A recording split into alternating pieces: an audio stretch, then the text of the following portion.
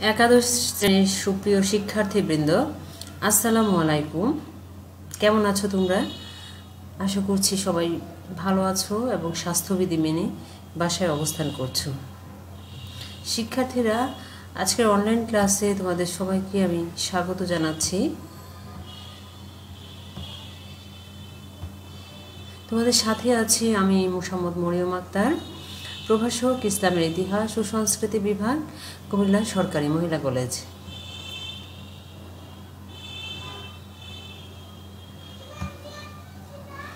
শিক্ষার্থীরা, আজকে আমি তোমাদের সাথে ইসলামের ইতিহাস ও সংস্কৃতি প্রথম পত্রের দ্বিতীয় অধ্যায়, অর্থাৎ অধ্যায়টির নাম হচ্ছে হজরত মুহাম্মদ সাল্লাল্লাহু আলাইহি সাল্লাম।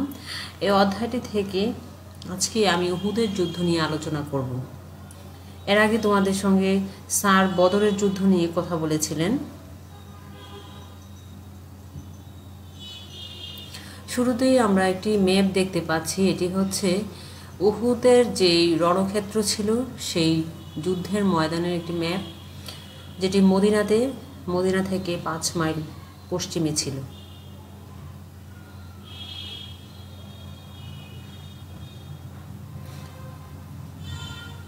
আজকের ক্লাস শেষে তোমরা যে বিষয়গুলো জানতে পারবে সেগুলো হচ্ছে উহুদ যুদ্ধের কারণ বলতে পারবে, ঘটনা বলতে পারবে এবং ফলাফল এবং মুসলমানদের পরাজয়ের কারণসমূহ বিশ্লেষণ করতে পারবে।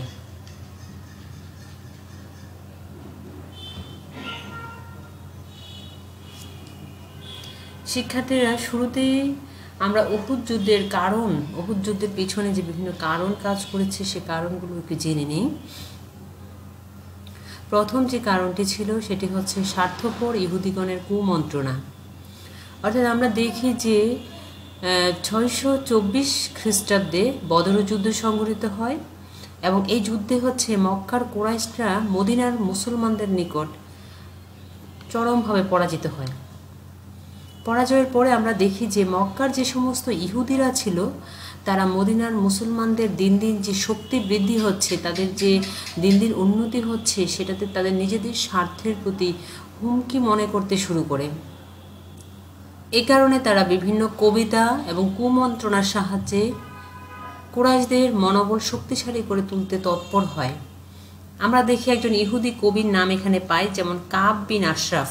তিনি একজন ইহুদি কবি ছিলেন। তিনি তার বিভিন্ন কবিতার মাধ্যমে মুসলমানদের বিরুদ্ধে কুরাইশদেরকে উত্তেজিত করে তোলেন। তাছাড়া সে সময় যে সমস্ত বেদুইনরা ছিল, বেদুইনদেরকেও তিনি বিভিন্ন কবিতার মাধ্যমে মুসলমানদের বিরুদ্ধে উত্তেজিত করে তোলে। এর ফলে আমরা দেখি যে উহুদ যুদ্ধ ত্বরান্বিত হয়। পরাজয়ের প্রতিশোধ গ্রহণ। আমরা জানি যে 624 খ্রিস্টাব্দে যে বদরের যুদ্ধ সংঘটিত হয়েছিল সেই যুদ্ধে কুরাইশগণ তাদের সৈন্য সংখ্যা ছিল 1000 এবং মুসলমানদের সৈন্য সংখ্যা ছিল মাত্র 313 জন। এই 313 জন সৈন্যের নিকট কুরাইশদের 1000 সৈন্য পরাজিত হয়েছিল এবং কুরাইশদের নেতৃত্বে ছিলেন আবু জেহেল।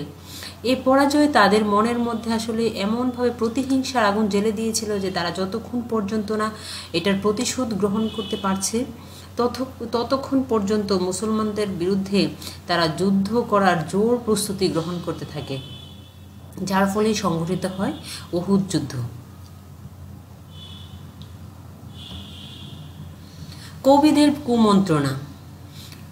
বদরের যুদ্ধে কুরাইশদের যে বীর ছিল সাইবা, উতবা এবং আবু জেহেল প্রমুখ বীর হচ্ছে নিহত হয়েছিল যুদ্ধের ময়দানে। এর ফলে আমরা দেখি যে মক্কার যে সমস্ত কবি ছিলেন আমর জাহশি, কিব মাসামে, বদরের যুদ্ধে নিহত নেতাদের হত্যার প্রতিশোধ নেওয়ার জন্য তারা মর্শিয়া মানে হচ্ছে শোকগীতি বা শোকগীতি এরকম মাতম ছন্দে কবিতা আবৃত্তি করে এবং মহানবী সাল্লাল্লাহু আলাইহি সাল্লাম সম্পর্কে নানা অপবাদ বা কুৎসা রটনা করে তারা মক্কাবাসীদের মদিনার মুসলমানদের বিরুদ্ধে উত্তেজিত করে তোলে। এইভাবে আমরা দেখি যে কবিদের ভূমিকা হচ্ছে এই উহুদ যুদ্ধে সংঘটিত হওয়ার পিছনে বড় কাজ করেছিল। আবু সুফিয়ানের শপথ। আবু জেহেল হচ্ছে বদরের যুদ্ধে নিহত হন। তারপরে আমরা দেখি যে কুরাইশ বংশের নেতৃত্বে পরিবর্তন আসে। সেই আবু জেহেলের জায়গায় আবু সুফিয়ান হচ্ছে মক্কার কুরাইশদের নেতৃত্ব গ্রহণ করেন। আবু সুফিয়ান ছিলেন উমাইয়া গোত্রের। তিনি নেতৃত্ব গ্রহণ করে বদরের যুদ্ধে পরাজয়ের যে প্রতিশোধ সেটা নেয়ার জন্য তৎপর হয়ে ওঠেন এবং তিনি বিভিন্ন গোত্রকে একত্রিত করেন। তিনি প্রতিজ্ঞা করেন বদরের যুদ্ধের পরাজয়ের প্রতিশোধ না নেওয়া পর্যন্ত তিনি চুলে তেল দিবেন না এবং নারী স্পর্শ করবেন না। উমাইয়া এবং হাশিমিদের শত্রুতা। মহানবী সাল্লাল্লাহু আলাইহি সাল্লাম আমরা জানি সবাই হাশিমি গোত্রের ছিলেন। তো দীর্ঘদিন যাবৎ আমরা দেখি যে উমাইয়া গোত্র এবং হাশিমি গোত্রের মধ্যে দ্বন্দ্ব চলছিল। তাছাড়া মহানবী সাল্লাল্লাহু আলাইহি সাল্লামের নেতৃত্বে যে হাশিমি গোত্র দিন দিন উন্নতি করছে বা প্রতিষ্ঠিত হচ্ছে, তার জন্য আমরা দেখি যে উমাইয়া গোত্র ঈর্ষান্বিত হয়ে পড়ে।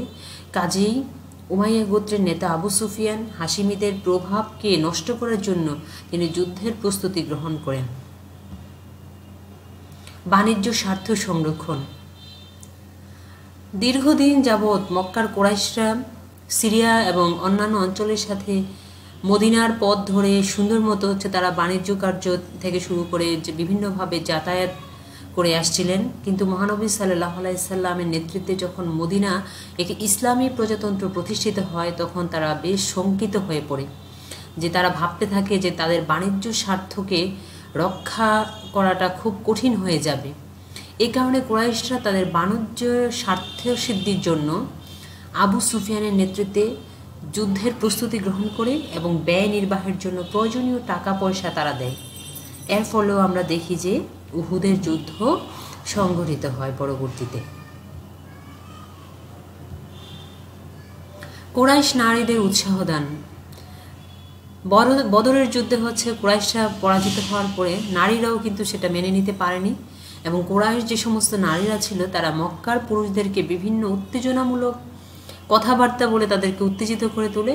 এই প্রসঙ্গে আবু সুফিয়ানের স্ত্রীর একটি উক্তি এরকম, তারা কুরাইশ পুরুষদেরকে বলছে, তোমরা যদি অভিযান করো তাহলে আমরা তোমাদের সাদরে আলিঙ্গন করব এবং তোমাদের সাথে যৌন সঙ্গমের ব্যবস্থা করব, আর তোমরা যদি পশ্চাৎপসরণ করো তাহলে আমরা তোমাদের ছেড়ে যাব এবং কখনো তোমাদের ভালোবাসবো না।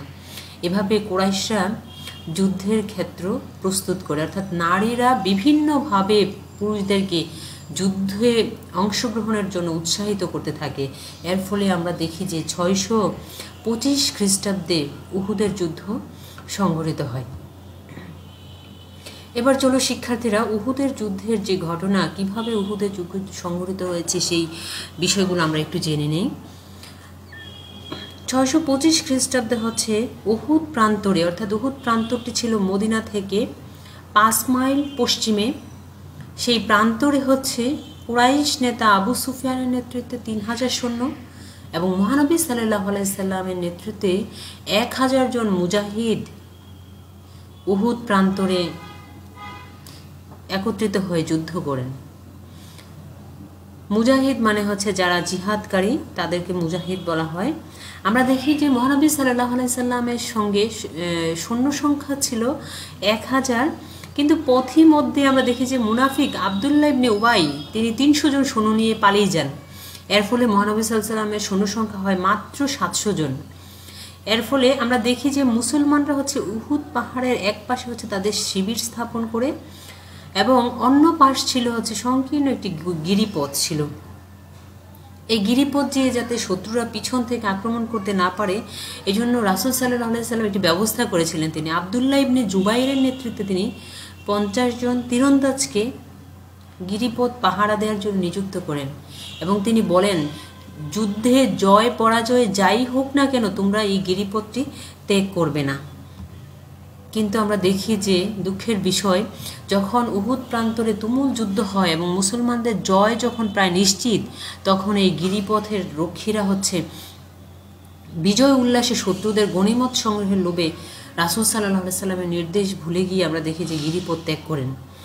এর ফলে আমরা দেখি যে সুচতুর যে সমস্ত কুরাইশরা ছিল তারা এই অরক্ষিত গিরিপথ দেখে পাল্টা আক্রমণ করে মুসলমানদেরকে। খালিদ বিন ওয়ালিদের নেতৃত্বে আমরা দেখি যে এই গিরিপথ দিয়ে আক্রমণ করে। এর ফলে আমরা দেখি যে যে সমস্ত মুসলমানরা যুদ্ধে অংশগ্রহণ করে অর্থাৎ মহানবী সাল্লাল্লাহু আলাইহি ওয়াসাল্লামের নেতৃত্বে তারা বেশ বিপর্যস্ত হয়ে পড়ে এবং তাদের বহু সৈন্য নিহত হয়। এই যুদ্ধে আমরা দেখি যে বীরশ্রেষ্ঠ হামজা রাদিয়াল্লাহু তাআলা আনহু সহ ৭৩ জন মুজাহিদ শহীদ হন। রাসূল সাল্লাল্লাহু আলাইহি ওয়াসাল্লাম নিজে আহত হন এবং তার দুটি দাঁত শাহাদাত বরণ করে।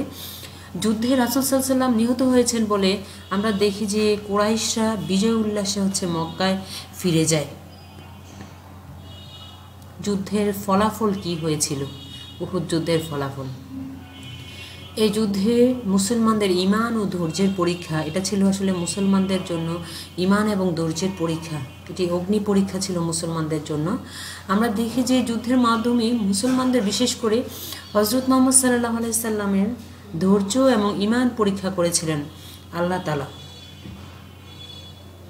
মুসলমানদের বিপর্যয়, মুসলমানরা বীর বিক্রমে যুদ্ধ করা সত্ত্বেও রাসূল সাল্লাল্লাহু আলাইহি সাল্লামের নির্দেশ অনুসরণ না করায় মুসলিম বাহিনী বিপর্যস্ত, ক্ষতিগ্রস্ত হয়। মুসলমানদের যে সর্বশ্রেষ্ঠ বীর ছিলেন বীর হযরত হামজা রাদিয়াল্লাহু তাআলা আনহু সহ পতাকাবাহী মুসাব সহ ৭৩ জন বীর সৈনিক এই যুদ্ধে শহীদ হয়েছেন। মুহাম্মদ সাল্লাল্লাহু আলাইহি ওয়াসাল্লাম নিজেও আহত হয়েছেন এবং কুরাইশদের আমরা দেখি যে মাত্র ২৩ জন সৈন্য নিহত হয়েছে। এটি চূড়ান্ত ফলাফল চূড়ান্ত নয়, অর্থাৎ এই যুদ্ধে মুসলিমদের বাহিনীর বিপর্যয় ঘটলেও যুদ্ধে জয় পরাজয় চূড়ান্তভাবে নির্ধারিত হয়নি। কারণ এই যুদ্ধে আমরা দেখি যে তারা কুরাইশরা ভেবেছিল যে মহানবী সাল্লাল্লাহু আলাইহি সাল্লাম ইন্তেকাল করেছেন, এই কারণে তারা বিজয় উল্লাসে মদিনা দখল না করেই মক্কায় ফিরে যায়। মুসলমানদের জন্য চরম শিক্ষা, অর্থাৎ যুদ্ধের মধ্যে আমরা জানি যে নেতার নির্দেশ মান্য করতে হয়, কিন্তু আমরা উহুদ যুদ্ধে দেখি এর ব্যতিক্রম। মহানবী সাল্লাল্লাহু আলাইহি সাল্লামের নির্দেশ অমান্য করে তার সৈন্য বিজয় অর্জনে ব্যর্থ হয় এবং তারা চরম শিক্ষা লাভ করে এবং পরবর্তী যে কোনো যুদ্ধে আমরা দেখি যে জয়লাভের ক্ষেত্রে এই ভুলটি সহায়ক ভূমিকা পালন করেছে, এ থেকে তারা শিক্ষা গ্রহণ করেছে। অর্থাৎ মুসলমানদের জন্য এটি একটি চরম শিক্ষা। ইহুদিদের চিহ্নিত করা এবং শাস্তি দান, আমরা দেখি যে মদিনার কয়েকটি ইহুদি গোত্র ছিল, যেমন বনু কায়নুকা, বনু নাজির এবং বনু কুরাইজা। তারা মুসলমানদের বিরুদ্ধে কাজ করেছে। এর ফলে মহানবী সাল্লাল্লাহু আলাইহি সাল্লাম তাদের চুক্তিভঙ্গের দায়ে এদেরকে মদিনা থেকে বহিষ্কার করেন এবং মদিনার শত্রু মুক্ত করেন তিনি।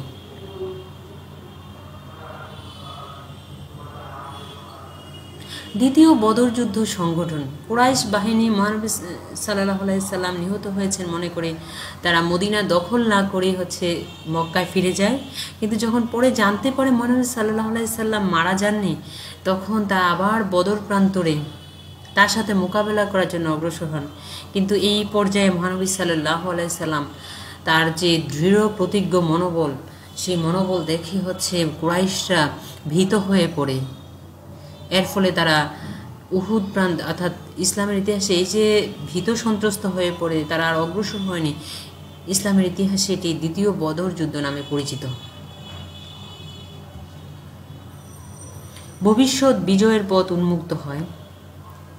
উহুদের যুদ্ধে বিপর্যয়ের ফলে মুসলমানরা যে শিক্ষা অর্জন করে তা পরবর্তীতে আমরা দেখি যে বড় বড় যত যুদ্ধ হয়েছে সবগুলো যুদ্ধে জয়লাভ ক্ষেত্রে সহায়ক ভূমিকা পালন করেছে।